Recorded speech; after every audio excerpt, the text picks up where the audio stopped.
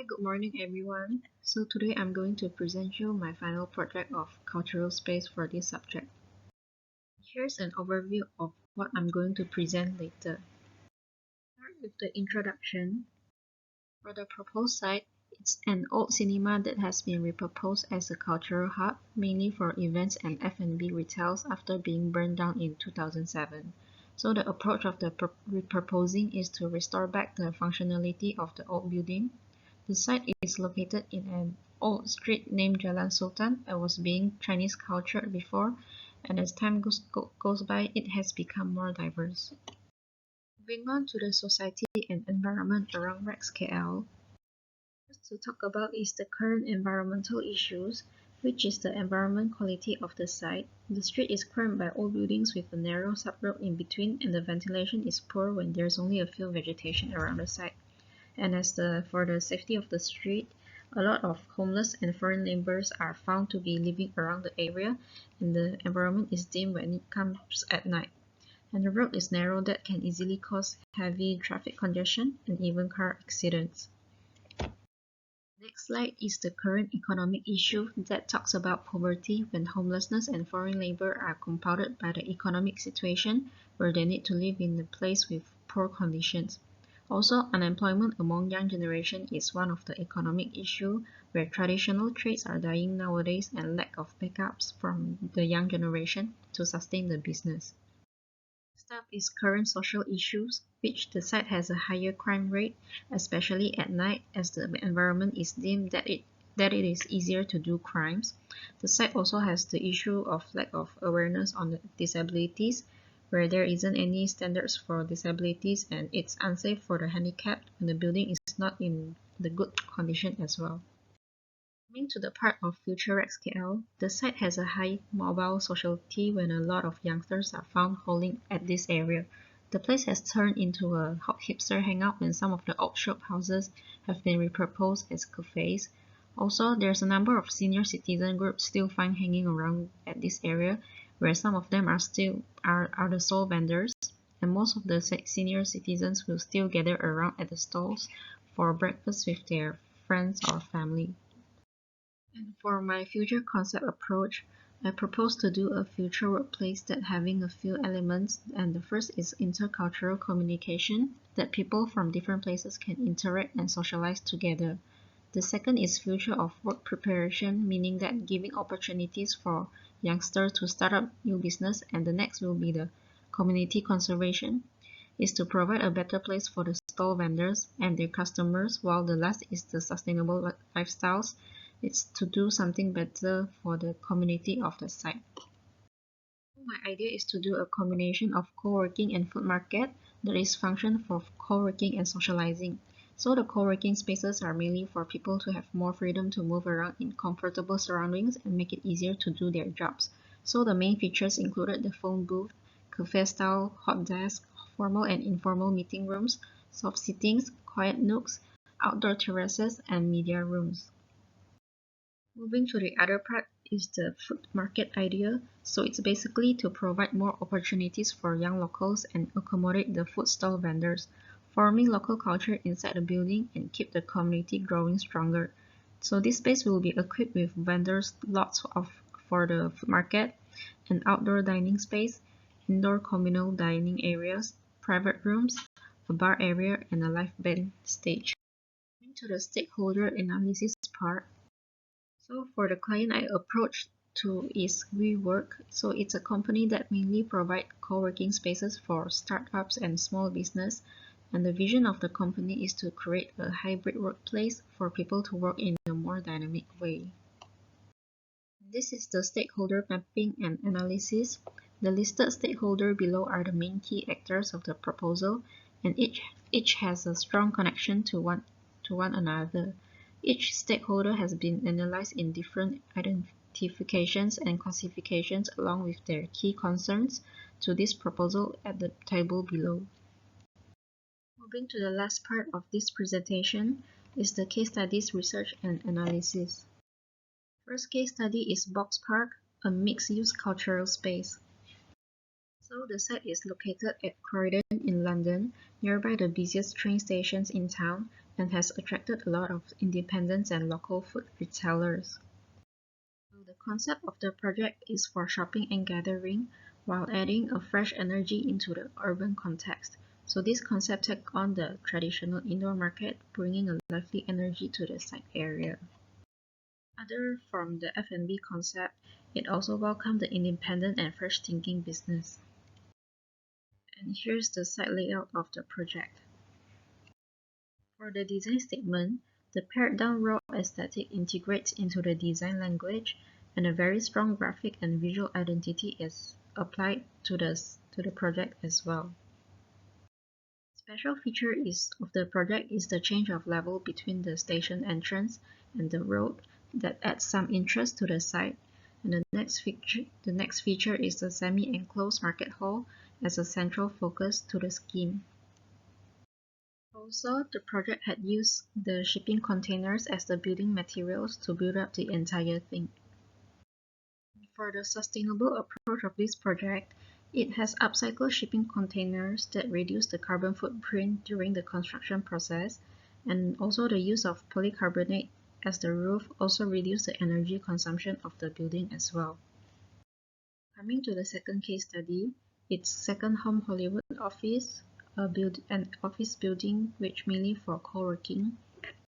So it is located in Los Angeles and become the new co-working campus. So to stand out among the others, it focused on the placemaking and shaping the space, making a world of difference. And their concept is to build up an actual community up through a local engagement, public events, and active networking tools that help bridge the gaps between like minds. And this building has a classical neocolonialism Los Angeles look and is used as a core and main entrance for the whole campus.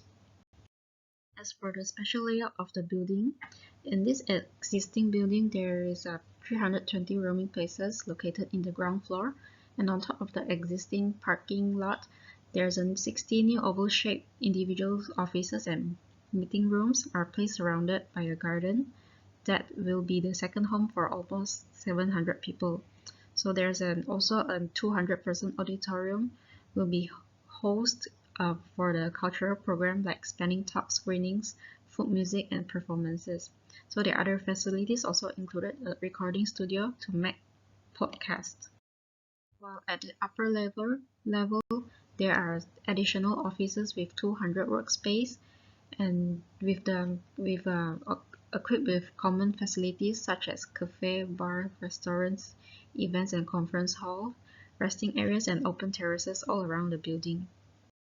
This is the detailing of the individual office.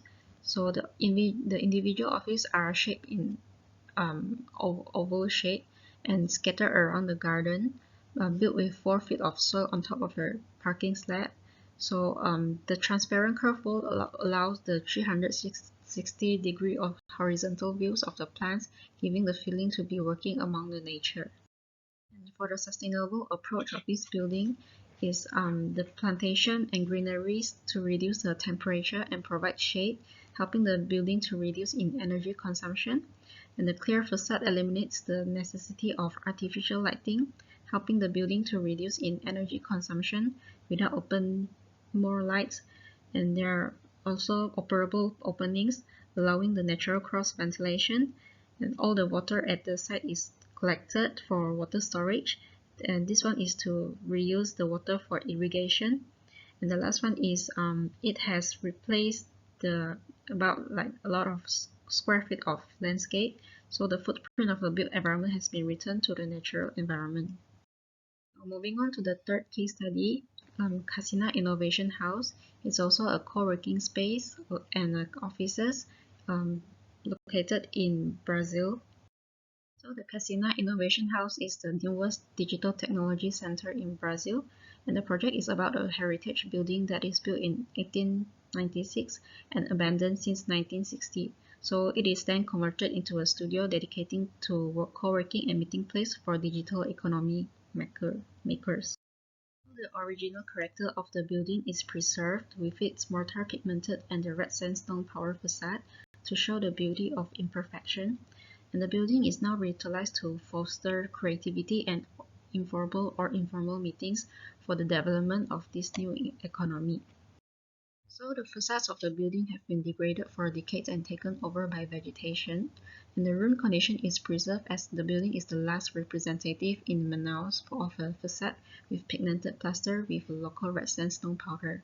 So respecting to the building's ruins and its imagery, the casino houses as an exuberant garden behind the main facade, creating its very own microclimate. So the garden is an opportunity for occupants to access to the building via the walkway crossing the void over the garden to be reminded of Manaus' intrinsic reason for being the Amazon rainforest.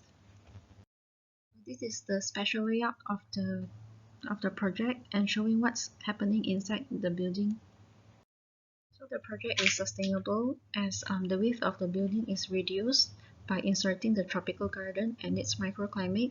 This one is to add the cross ventilation in all floors and also a featured ventilated void between the roof slab and the ceiling can thermally improve the quality of the environment. And as the east facade receives the rising sun, contemporary frames has received with tempered glass fins on the outside. So this can create a ventilated double-skin facade, keeping the heat out of the building. The external staircase turned into a tropical garden designed as a natural environment feature to filter out the pollution and produce oxygen and reduce noise and temperature, but also to attract the urban natural wildlife. And the new materials that have been produced less than 8 km away from the building site is used. And it's one of the strategy as a sustainable reuse urban development process, which ready to use and easy to use materials are found and reused, since all the steel and glass has been produced in the industrial district of Manaus. Coming to the last part of the case study is the Fox Place Spa Gamuden. So it's a commercial market. So this case study is just to show the design feature of the extension space. So the extension space is the bench that allows the visitors to enjoy the scenery view of the lake and the sunshine and some sort of performances that can take place there as well. So there's a shelter form when the bench is slightly bent, which is also the reminiscent of an alcove. So the hardwood seats provide comfortable seating, especially as the seasons change, and the bench is built of architectural concrete precast pieces. This high-quality stone-like material provides a long-lasting elegance, and indirect lighting beneath the seat illuminates the local region and lends the bench a unique appearance at night. The additional space of the supermarket store is hidden behind this wall, which was meant as an urban furnishing. So for the new commercial area on the site is surrounded by a new clear glass exterior. As a result, the contour of the old structure remains visible so that the inside can be viewed from the outside. So this is the case study adaptations to my proposed site. So for the first case study is the box park. So my adaptation to the site from this case study is the building form, which is a semi-enclosed building form. So the proposed site is located in Jalan Sultan, Kuala Lumpur. So it's a street with a high mobile sociality with many people. So a semi-enclosed building form would seem to be more inviting to people. As for my project proposal is to do a cultural place with the ideas of food market and co-working. And as for the second adaptations from the second case study is the second home Hollywood office. So the adaptations are the style of it. So the combination of natural materials and sharp colors. The use of natural materials like woods and stones as a building material is sustainable. So a touch of sharp colors can help to uplift the interior style, giving a fresh and new look to the space.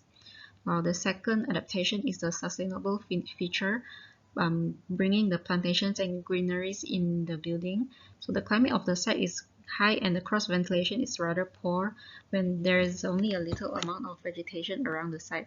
So having greeneries in the building can help to thermally improve the environment quality of the building and reduce the energy consumption. And the third part of the adaptation is from the third case study is the Casina Innovation House. So the adaptations are the building technology system, which is the double skin facade system. So in order to improve the cross ventilation inside the site building, double skin facade system is applied to the building system, and this can help to create a ventilated double skin facade, keeping the heat out of the building. And the environmental, the outdoor garden is in double skin facade cavity. So this one is to improve the environment quality by filtering the air and noise pollution and reduce the high temperature that occur in the site issues. Moving to the last part of the adaptations from the fourth case study, Spargemuden. So the adaptation is the special feature, which is a social-friendly outdoor bench. So this one is to provide a social-friendly feature of seating for people who wanted to stop by a place and rest. And that's all for my presentation. Thank you.